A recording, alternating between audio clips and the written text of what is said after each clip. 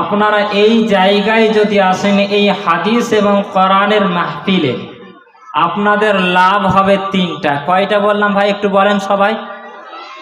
তিনটা লাভ হবে। আমি আপনাদেরকে যতটুকু ইনশাআল্লাহ কথাবার্তা বলবো সম্পূর্ণ কোরআন এবং হাদিস, কোরআন এবং হাদিস, কোরআনের রেফারেন্স সামনে রেখে তারপর হবে।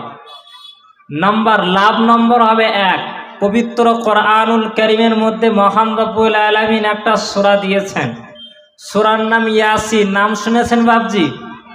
ইয়াসিন সূরার নাম শুনেছেন ভাই? জি। মহান রব্বুল আলামিন তিনি বলেন, আল-ইয়াওমা নাখতিমু আলা আফওয়াহিহিম ওয়া তুকাল্লিমুনা আইদিহিম ওয়া তাশহাদু আরজুলুহুম বিমা কানু ইয়াকসিবুন। মহান রব্বুল আলামিন তিনি বলছেন, কাল কিয়ামতের ভয়াবহ ময়দানে, যেদিন মহান রব্বুল আলামিন তিনি প্রতিটা মানুষের মুখে মোহর মেরে দেবেন, মানুষের মুখে তালা মেরে দেওয়া হবে। এখন আপনারা বলেন, মানুষের মুখ যদি বন্ধ করে দেওয়া হয় তাহলে সেই মানুষটা কথাবার্তা বলতে পারবে নাকি? কথাবার্তা বলতে পারবে? কারোর পক্ষে সম্ভব? কারোর পক্ষে সম্ভব নয়। মহান রব্বুল আলামিন তিনি বলছেন, মানুষের মুখে মোহর মেরে দেওয়া হবে, তালা মেরে দেওয়া হবে। ওয়া তুকাল্লিমুনা আইদিহিম, এবং তাদের উভয় হাত মহান রব্বুল আলামিনের দরবারে সাক্ষ্য প্রদান করবে।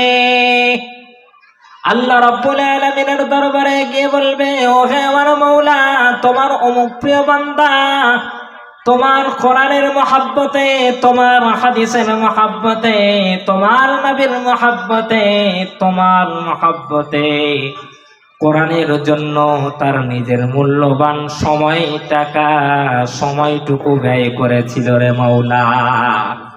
1 নম্বর লাভ হবে আপনার উভয় হাতের সাক্ষ্য প্রদান করা।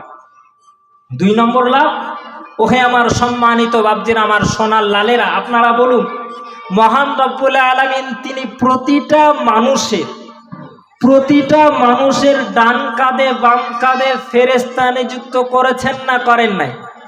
সবাই বলেন ভাই, করেছেন।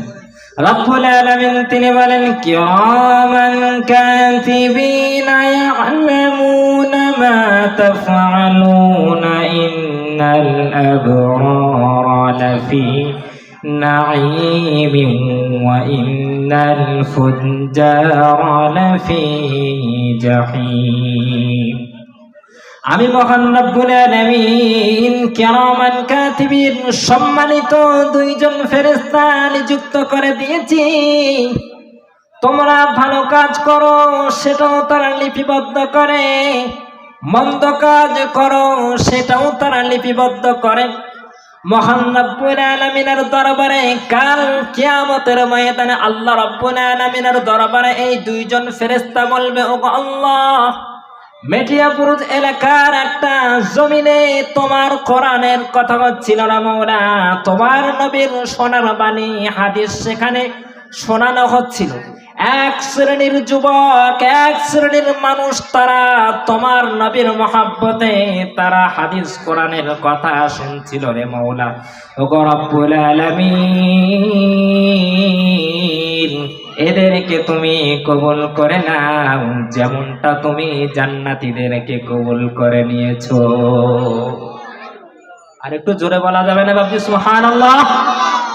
ওহে আমার ভাইয়েরা, ওহে আমার যুবক ভাইয়েরা, তাহলে 2 নম্বর লাভ হচ্ছে কিরামান কাতিবিনের আপনার জন্য সাক্ষ্য প্রদান করা।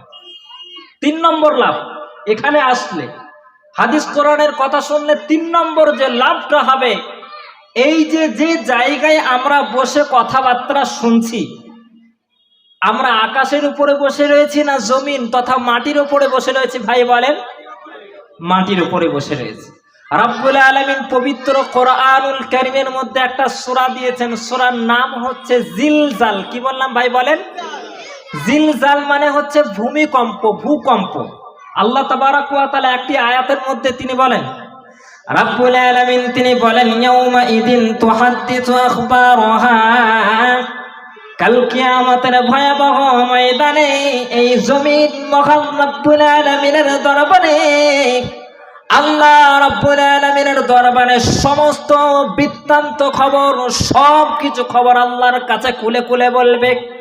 জমিন বলবে, ওহে রব্বুল আলামিন, তোমার অমুক প্রিয় বান্দা তোমার মহব্বতে কোরআনের তাফসীর শুনছিল রে মাওলা।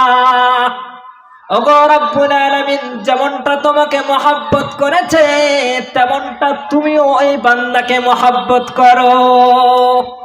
একটু জোরে বলবেন না সুবহানাল্লাহ? তাহলে তিনটা আপনাদের লাভ হবে।